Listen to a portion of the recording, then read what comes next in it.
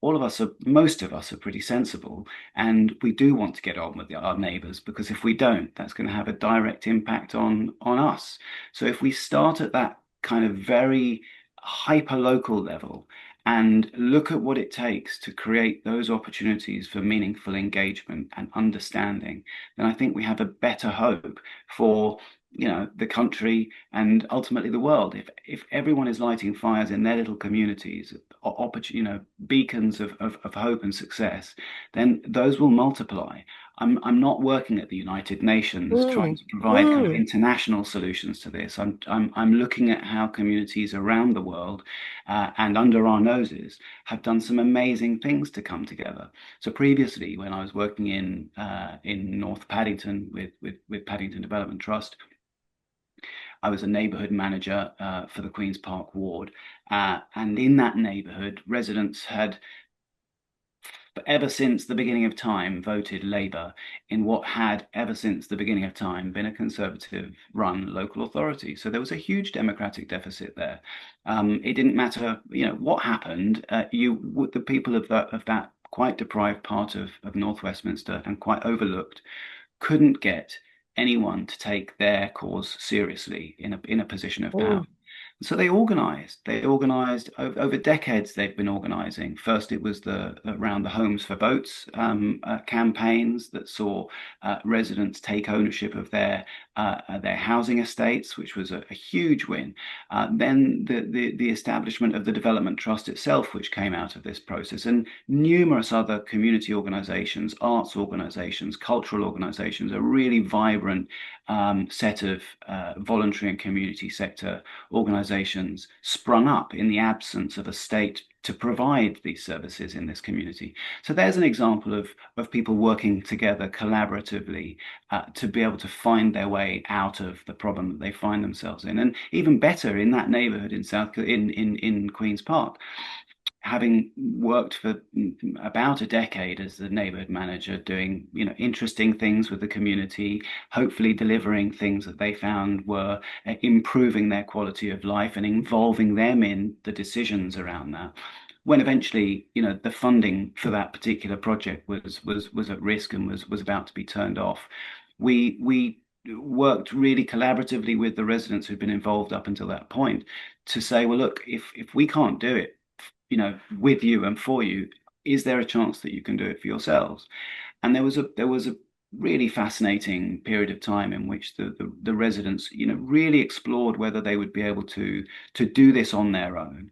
And what they came up with was, yes, we can do a lot of it on our own, but actually we also need some help, but we want Mm. to be the agents of that.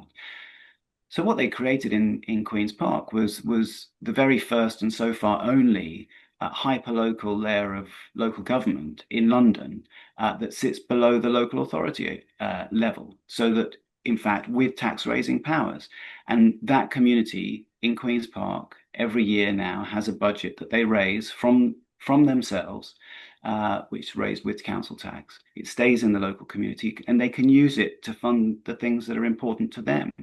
So when some years ago the council, faced with austerity pressures and so on, decided that they would defund all youth services in the borough, the ward of Queen's Park was able to say, well, we don't think that young people should be deprioritised, and we'd like to put some of this budget into supporting the youth club in the area to stay afloat.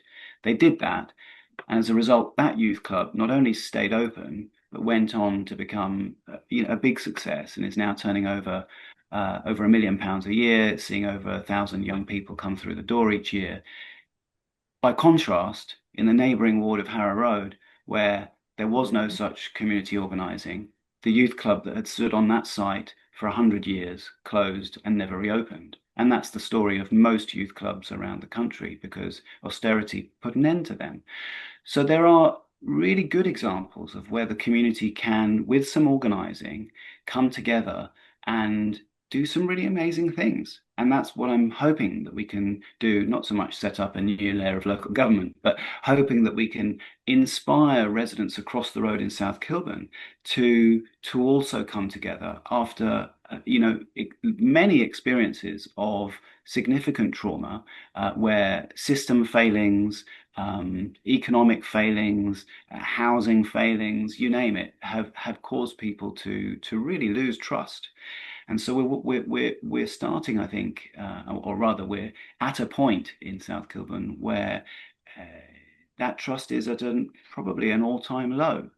And yet, 2 nights ago, we had the first meeting of what I hope will go on to become um, the version for South Kilburn of local people being able to speak for themselves, and it was really enriching. And the feedback I had from residents was, "I'm so excited. I'm positive about the future." I haven't heard these words. I've been working there for 2 years. I haven't heard those words out of anybody's mouth in all of that time.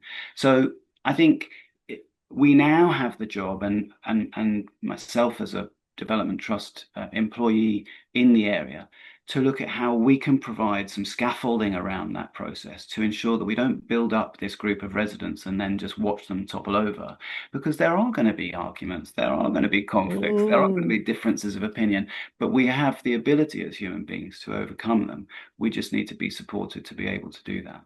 And if we can model that amongst this small initial group, I think it becomes a model for the rest of the community to grow around. That's the process that we're looking to try and achieve. And I've been really fascinated listening to some of the other contributors to your podcast, because they've given me some really helpful tips on how we might go about some of this stuff.